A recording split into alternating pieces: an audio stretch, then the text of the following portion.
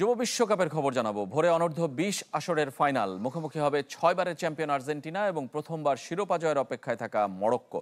চিলির সান্তিয়াগোতে ভোর 5টায় শুরু হবে ফাইনাল ম্যাচ। আলবিসেলেস্তে জুনিয়ররা 6বার চ্যাম্পিয়ন হলেও সবশেষ জিতেছিল সেই 2007 সালে। অন্যদিকে ঘানার পর মরক্কো দ্বিতীয় আফ্রিকান দেশ হিসেবে চ্যাম্পিয়ন হওয়ার আশায়। ফাইনালে হারিয়েছিল ব্রাজিলকে সেবার। এবারের টুর্নামেন্টে দুই দলই দুরন্ত, সব ম্যাচ জিতেছে আর্জেন্টিনা, মাত্র 2 গোল হজম করেছে, তাও আবার নকআউট পর্বে। অন্যদিকে মরক্কো হারিয়েছে স্পেন, ব্রাজিল, মেক্সিকোর মতো হেভিওয়েটদের।